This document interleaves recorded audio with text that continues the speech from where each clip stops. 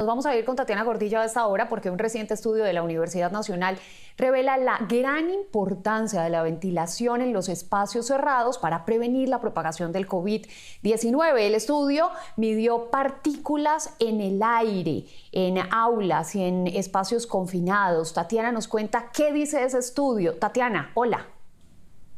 Hola Alejandra y televidentes, mire, acá estamos en un sitio cerrado que les vamos a mostrar en un aula escolar de niños pequeños y estamos sentados de acuerdo a cómo estarían sentados los niños más el profesor en un espacio así para que ustedes vean qué pasa con la calidad del aire cuando las ventanas, por ejemplo, están cerradas, la puerta está cerrada y no hay ventilación. Para eso también estamos con Néstor Rojas, él es investigador de este estudio de la Universidad Nacional. Néstor, ¿qué exactamente es lo que estamos midiendo y con qué aparato en este momento? Buenos días. Buenos días, Tatiana. En un espacio cerrado como este, cuando hay varias personas, como estamos en este momento y como estarían los niños en una de sus clases, exhalamos dióxido de carbono. Ese dióxido de carbono se puede ir acumulando en el salón de clase o en el espacio interior si no hay ventilación. Y es un buen trazador, un buen indicador de la calidad de la ventilación precisamente. De manera que también nos sirve para indicar si puede haber un cierto riesgo, un mayor o menor riesgo de contagio por coronavirus. ¿Por qué? Porque el coronavirus también se exhala, así como el CO2 lo exhalamos, en partículas que exhalamos cuando respiramos. Ahí están estos aparatos ¿qué son y qué es lo que estamos midiendo en este momento? Sí, estos son unos monitores de dióxido de carbono, o medidores de dióxido de carbono. ¿Son esos, sí? Sí, que indican cuál es la concentración de ese gas en este ambiente interior. Ahorita estamos, por ejemplo, en 1573, ¿eso qué quiere decir? Esa concentración ya se considera muy alta para un espacio interior. Entonces, lo que nos indica es que tenemos un riesgo ya de alrededor de estar respirando el 3% del aire que ha sido exhalado y entonces el riesgo de contagio es alto. Se recomienda que en este contexto de pandemia la concentración de dióxido de carbono en un ambiente interior sea de menos de 700 partes por millón. Van a ver ustedes precisamente, televidentes, en pantalla una gráfica de esas medidas que estarían las adecuadas en espacios cerrados de 1000 partículas por millón, pero en espacios cerrados durante la pandemia, como usted lo decía, profesor, 700 partículas. ¿Esto qué quiere decir? ¿Qué es tener 700 partículas por millón en el aire? Sí, tener 700 partes por millón de CO2 en el aire está ligado a un riesgo de inhalar el 1% del aire, o un poco menos del 1% del aire, que ha sido exhalado. Entonces, entre más baja sea esa concentración, quiere decir que tenemos un menor riesgo de contagio por este virus. Acá, como vamos a ver otra vez en ese aparato, estamos en 1591 partes por millón. ¿Cuál es el riesgo en este momento? ¿Cuánto aire exhalado estamos nosotros volviendo a respirar? Estamos respirando alrededor del 3% del aire que ya ha sido exhalado. Entonces tenemos el triple de riesgo que tendríamos si la concentración estuviera en 700 partes por millón aproximadamente. ¿Esos aparatos son fáciles de conseguir? ¿Uno podría tenerlos para medir sus sitios cerrados donde frecuenta? Sí, estos medidores, hay diferentes modelos disponibles en el mercado, en línea, en algunos almacenes especializados en salud ocupacional, por ejemplo, e incluso pues, por Amazon se pueden comprar. ¿Y cuánto cuestan aproximadamente? Sí, están más o menos desde 300,000 pesos hasta 1.000.000. Varían los precios. Sí, hay diferentes de acuerdo con el modelo. Bueno, profesor, muchas gracias. Nosotros en minutos vamos a hacer el mismo ejercicio, pero abriendo estas ventanas, abriendo la puerta, y les vamos a explicar a ustedes no solamente qué pasa cuando hay una buena ventilación en un aula escolar, por ejemplo, con ese aire que exhalamos y que estamos volviendo a respirar, sino también qué pasa cuando se hace una adecuada ventilación, porque no es solamente abrir las ventanas, hay que tener unas características para que la ventilación en este tipo de espacios sea la adecuada. Entonces, en instante nos vemos con esa finalización de este estudio. Muy bien, Tatiana, interesantísimo estudio. Nos encontramos más tarde para que usted nos termine de ultimar esos detalles que dice y cuál es la correcta ventilación al cual debemos someter los espacios cerrados, nuestras casas, las aulas de clases, ahorita cuando hay ese retorno al colegio. Nos vamos a Antioquia a esta hora. Que evidencia la importancia de la buena ventilación en las aulas para evitar el contagio. Tatiana Gordillo está con los investigadores que están midiendo el aire ya con ventilación. ¿Cómo es eso, Tatiana? Juan Diego y televidentes, hace unos minutos medimos la ventilación, pues cuando estaba con las ventanas cerradas, la puerta cerrada, y lo que indicaba este aparatico que mide exactamente el dióxido de carbono que exhalamos y que estamos volviendo a respirar dentro de un espacio cerrado. El aparato nos arrojaba alrededor de 1.300 partes por millón. ¿Esto qué quiere decir? Que estamos respirando casi 3 veces el aire que exhalamos. Pero ahora vamos a hacer el ejercicio con las ventanas abiertas. Hace unos minutos abrimos unas ventanas, vamos a abrir por acá las otras para ver qué pasa con esos aparatos. Y les quiero mostrar, por ejemplo, este que está más cerca a la ventana que ya habíamos abierto hace unos minutos. 622 partes por millón. Profesor, ¿eso qué quiere decir? ¿En qué cambió el aire en este espacio cerrado en el que estamos?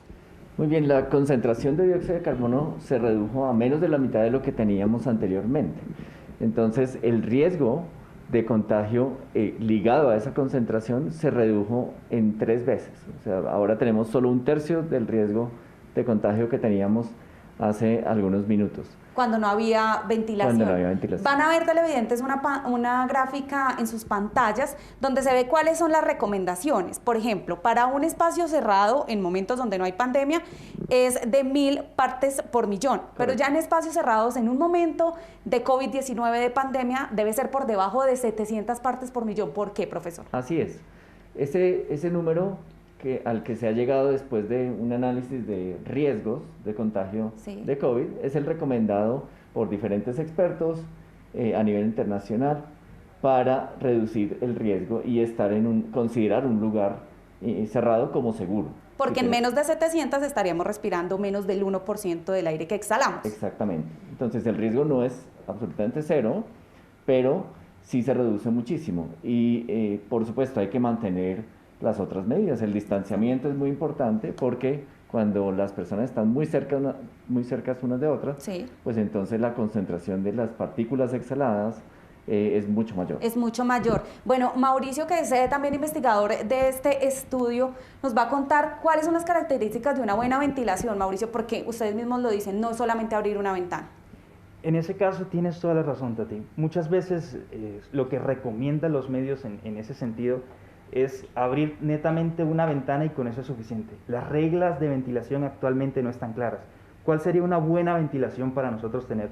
Tenemos que abrir una ventana y abrir una puerta para que haya un flujo de aire. El aire que está por fuera tenga por dónde circular dentro del proceso. Y muchas veces nos hemos encontrado en estudios que hemos hecho en diferentes oficinas, en diferentes colegios, que apenas están abriendo unas que otras ventanas y eso no es suficiente. Entonces, lo mejor sería abrirlas todas, incluidas las puertas. Lo mejor sería abrirlas todas, abrir puertas y lo más posible. Entonces, en ese sentido, muchas veces también en esas oficinas, en esos colegios donde hemos realizado las investigaciones, muchas veces no es suficiente y la probabilidad de contagio sigue siendo alta. Sigue siendo alta. En sitios donde no hay ventanas, ¿qué hacemos? Porque también hay aparatos que nos podrían ayudar a purificar ese aire, ¿no? En sitios donde no hay ventana también está la posibilidad de usar diferentes tipos de purificadores como los que nos puede explicar el profesor Néstor. Ese lo tenemos acá precisamente para mostrarle a los televidentes. Profesor, ¿qué hace ese aparato en un sitio donde no hay ventanas? Sí, esto es un purificador de aire que se basa en un filtro de alta eficiencia. Ese filtro lo que hace es capturar el aire que está en este ambiente, pasarlo por ese filtro de alta eficiencia y remover todas las partículas que hay allí, o una buena parte de ellas. Dentro de esas partículas que filtra están las que han sido expiradas y pueden contener el virus. Entonces es un equipo auxiliar y sobre todo en el caso que no podamos tener una buena ventilación o en caso, por ejemplo, para mantener también el confort térmico, porque abrir todas las ventanas en su totalidad pues puede generar una falta de confort térmico. Entonces, es una medida complementaria, pero no es indispensable en todos los casos. es sobre todo necesaria cuando hay dificultades para hacer la ventilación. Profesor, ¿ustedes recomiendan entonces que en los protocolos de las aulas escolares, ustedes como Universidad Nacional, como investigadores, pues incluyan este tipo de medidas de la buena ventilación? Sí, es urgente que esos protocolos de los ministerios de salud, de educación, incluyan la ventilación y ojalá también los mecanismos para medir esa calidad de la ventilación, de manera que los colegios puedan saber ciertamente si sus espacios son de bajo riesgo de contagio del virus. Ya para finalizar, Mauricio, ustedes como investigadores de esto tan importante, pues también se están ofreciendo para que las universidades, las aulas, los jardines, los colegios puedan tener esta medición. Sí, claro que sí, Tati, con todo gusto estamos en contacto. Esto es un desarrollo académico, un desarrollo de trabajo social para mejorar en esta lucha contra la pandemia. Entonces, en ese caso ofrecemos total ayuda, vamos a los colegios a realizar mediciones, a las oficinas, y lo que le mostramos a la gente es eso. Muchas veces lo que se tienen son espacios que no son del todo válidos para estar en trabajos o para estar en colegio como tal. Damos recomendaciones, si es el caso podemos jugar con muchos factores, lo que es el tiempo de permanencia de una clase o el tiempo de permanencia en un trabajo, podemos jugar con esa cantidad de personas que se encuentran. Digamos, si es un aforo del 30%, en muchos lugares se puede llegar quizá a un 40%, pero hay otros que por ventilación máximo podríamos estar a un 10-20% de aforo. Entonces, con todo el gusto estamos en un proceso académico, un trabajo social para reducir todo el tema de pandemia. Gracias, es el ofrecimiento que hace también la Universidad Nacional para que si usted en su jardín, en su colegio, pues puede medir esto y saber si está ventilando bien ese espacio, pues lo puede hacer gracias al acompañamiento científico que ellos hacen. Entonces recuerden, las ventanas siempre abiertas para evitar la propagación del COVID-19. Tatiana, un desarrollo científico además muy pertinente en este momento cuando nuevamente se encienden las alertas en medio de la comunidad de expertos por el contagio de COVID-19 a través del aire, a través de los aerosoles. ¿Por qué nuevamente se pone este tema sobre la mesa? Mónica Montealegre, ¿cuáles son las recomendaciones? Buenos días. Pues Alejandra, desde el comienzo de la pandemia los expertos han hecho énfasis en la transmisión del COVID-19 por contacto, por gotas de aire y por aerosoles.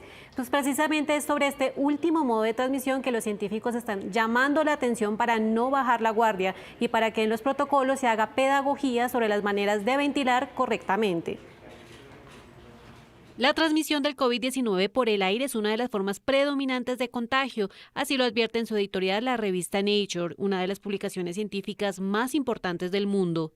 Los esfuerzos deben enfocarse en prevenir el contagio, mejorando la ventilación e instalando purificadores de aire que hayan sido probados rigurosamente. También se debe insistir en las mascarillas y el distanciamiento.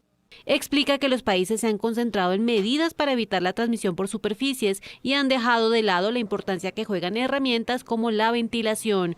La OMS reconoce la importancia de este modo de transmisión. Se transmite de una persona a otra y a través del aire, a través de gotas de aerosoles, partículas de diferentes tamaños. ¿Pero cómo funciona esta transmisión por aerosoles? ¿Por qué a los desodorantes que vienen en esta presentación se les llama aerosol? Precisamente porque la presentación que tienen, fíjense, sale un pequeño vapor que luego se vuelve invisible. Los aerosoles que salen por nuestra nariz y nuestra boca funcionan así. Entonces lo que hacen es ellos volar en ese ambiente de aire hasta que llegan al cuerpo de otra persona, esa persona respira y esos aerosoles entran directamente a su sistema respiratorio. Por eso, para evitar el contagio, el tapabocas es clave, pero ojo, porque incluso los expertos advierten que permanecer en un espacio cerrado sin ventilación y por largo tiempo representa un riesgo, así se utilice la mascarilla. Las 3C, contactos, cerrados, conglomerados, son de altísimo riesgo. Si en un espacio cerrado se usa tapabocas y distancia física, ayuda, pero no impide la transmisión del virus. Entonces, ¿cómo ventilar correctamente? Es súper importante que hayan 2 puntos de ventilación en cada sitio cerrado como mínimo, un punto de entrada y un punto de salida. Esos puntos de entrada y de salida no deberían ser ventanas que están una al lado del otro, porque el aire no circula así. El aire circula más chocando entre obstáculos. Entonces es mejor que yo tenga, por ejemplo, una ventana y al frente o en diagonal una puerta abierta. ¿Y qué pasa cuando no hay 2 puntos de entrada o salida de aire? Es buena idea que frente a la ventana que tú tienes pongas en una posición en diagonal que haga chocar el aire y salir por la ventana, para que choque ese aire por la pared y salga por la ventana. Los expertos insisten en que ninguna medida de bioseguridad es autosuficiente para protegernos del virus. Las 4 se deben combinar: distanciamiento social, lavado de manos, uso de tapabocas y la ventilación en espacios cerrados. Recordemos que la ventilación es clave en los espacios también como los vehículos, donde tampoco es recomendable que circule el aire. Y un dato final: entre menos gente en un espacio cerrado, menos riesgo.